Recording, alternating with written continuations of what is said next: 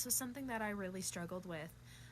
Whenever something bad would happen, or when I would experience something that was really traumatic or really painful, it seemed like my go-to afterwards was to analyze the situation and try to understand it. Like, why it happened to me. Why did I deserve for this to happen? Like, what did I do to make this happen?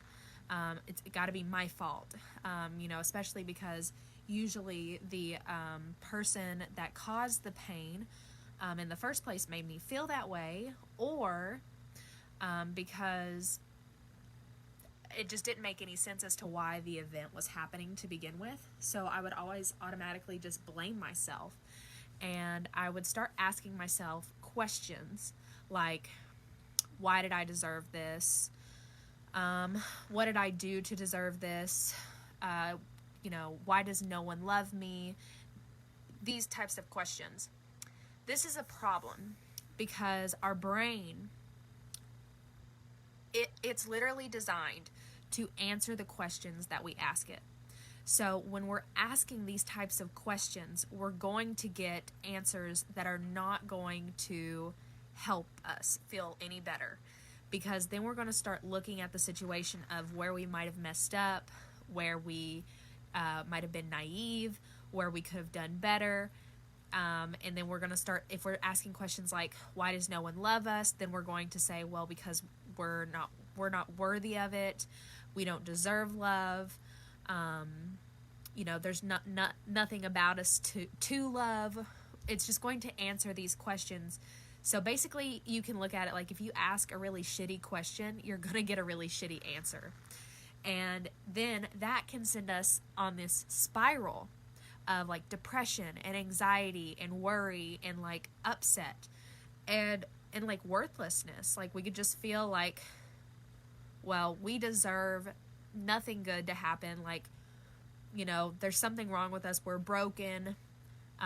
Everyone's going to treat us badly. We're always going to be hurt. People are bad. I suck. I'm not worthy of finding someone that's going to treat me good. And it's because we're asking these questions, our brain is looking for an answer, because that's literally what our brain is designed to do. So the thing is, and first of all, I want you to know that this is normal. If you feel that way, you're not alone. I was there. I did the same thing. A lot of my clients do the same thing. And if any of you guys are relating, then guess what? That means a lot of us here in the group have done this. So you're not alone. You're not the only one. And so it's okay.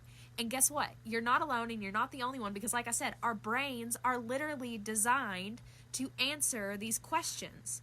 So if we're asking these terrible questions like, why don't I deserve love?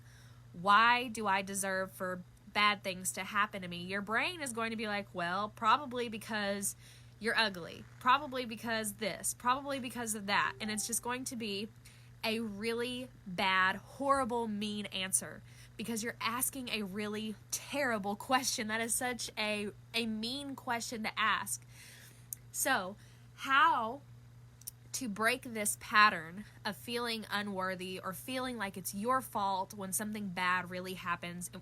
We've got to stop. First of all, we've got to stop asking, why is it our fault? Because then we'll start to look for reasons as to why it's our fault that we got this. Why, if we start asking, why is the world out to get us, we will look for the answer. Our brain will not stop until it finds the answer as to why we deserve this.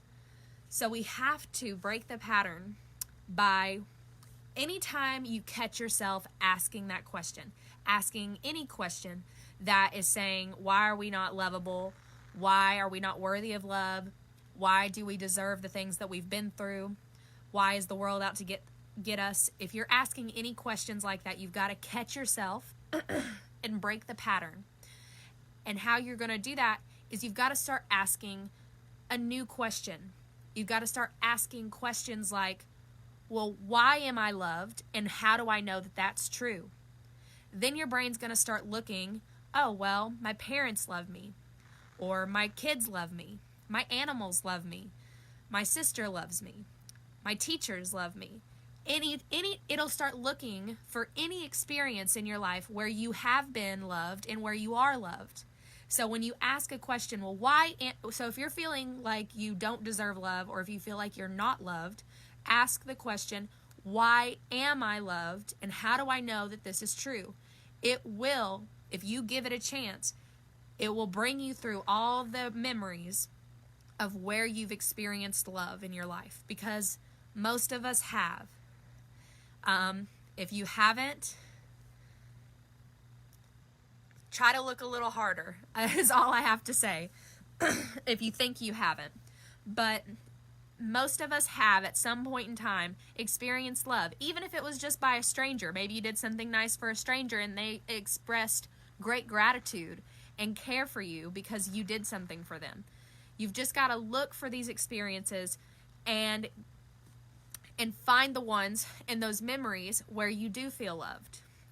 And then you can also ask yourself, why do I deserve to be treated with kindness and respect? Okay, so maybe your brain will start to say, well, because you treat people with kindness and respect. Maybe you deserve kindness and respect because you give kindness and respect. Because you're always there for people when they need you. Whatever your answer is, all you have to do is you have to switch the questions that you're asking. So if you're asking crappy questions, you're going to get a really crappy, rude answer from your brain. But if you start asking good questions, nice questions, your brain is going to search for those memories of times where you were kind, of times where you were loved. And your brain is going to show you that that can be true. Both can be true. But what you're focusing on is going to determine your experience in life. If you're focusing on the mistakes that you made, if you're focusing on your times of being naive, if you're focusing on the times where you didn't do what was right for yourself, then chances are good that's going to produce feelings of unworthiness, feelings of ignorance, feelings of sadness, feelings of depression and anxiety, and then that's going to create your experience. And then unfortunately what happens is, if you stay in that experience for too long, you will end up repeating the process. And if you stay in this experience of anxiety, depression, and sadness and unworthiness, what will happen is you will attract other people into your life that are going to notice. They may not realize that they notice, but something about them feeds off of your sadness, and they can tell that you're easily manipulated. They can manipulate you because you're vulnerable. They may not realize it, so I'm not blaming the people that are hurting you, but it's just that's just how it is. You don't realize you're in a certain energy when you attract people. They don't realize they're attracted to you because of your energy.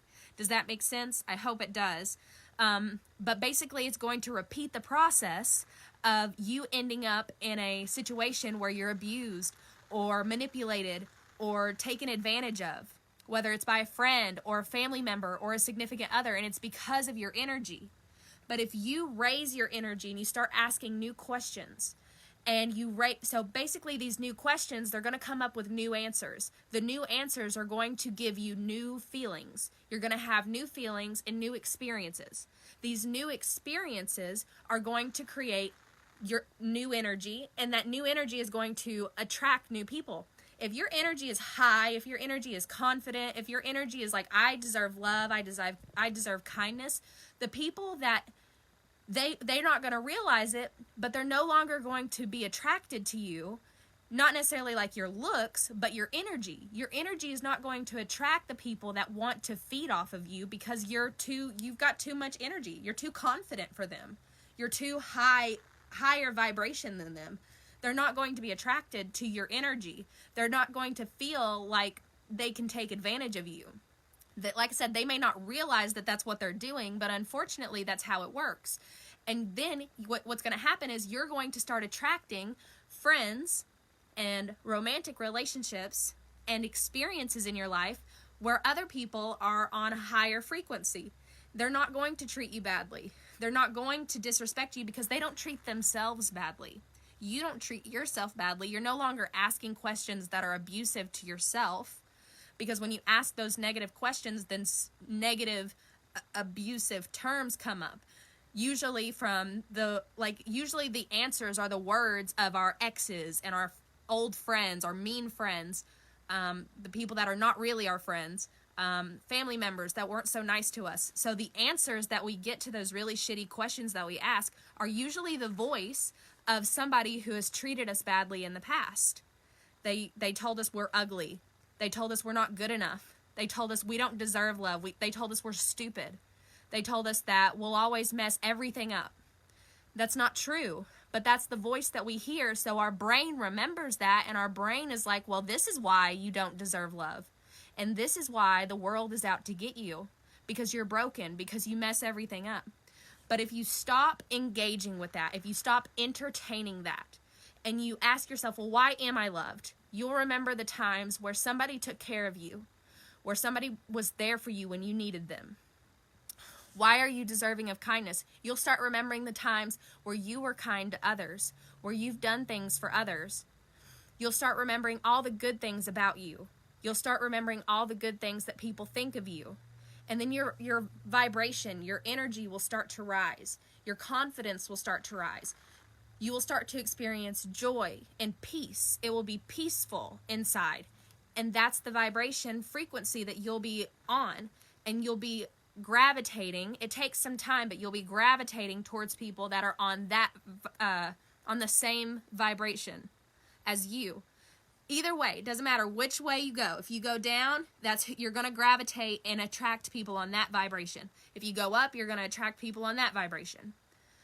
And it takes consistency. You can't, if you've been operating on the lower vibration for years, you can't just try to operate on the higher vibration for a day or two and expect to attract a new relationship. That's not how it's going to work. You've got to learn how to go from being down here to being up here consistently. So, and how I knew that my vibration had changed is in the beginning, you have to catch yourself. You have to correct yourself. So you can imagine if you cuss a lot and you have a child and you're trying to not cuss anymore, right?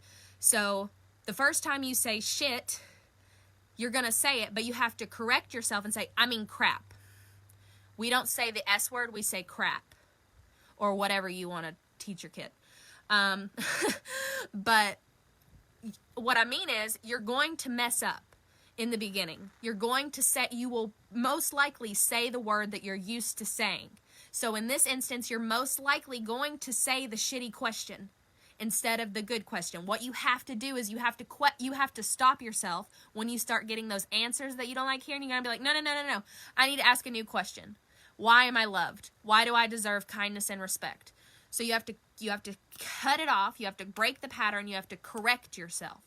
So once the sign that my vibration was changing was when I no longer had to correct myself. I was automatically asking myself every day, what's good about me? What do I love about me? What others love about me?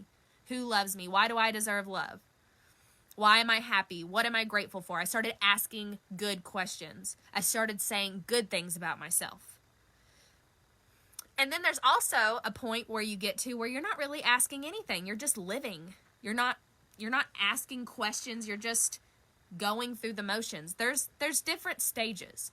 But the main goal is to get away from the low frequency and get up into a higher frequency where you're just living in joy and in peace. So I hope that this is helpful. I think that I shared everything that I wanted to. If you guys have any questions, please comment them below or message me in the DMs directly. If there's anything that didn't make any sense, please let me know. Or if you need some further explanation, or just comment what you thought about the training. If this was helpful, please let me know. I love to hear from you guys. Your feedback is so important to me.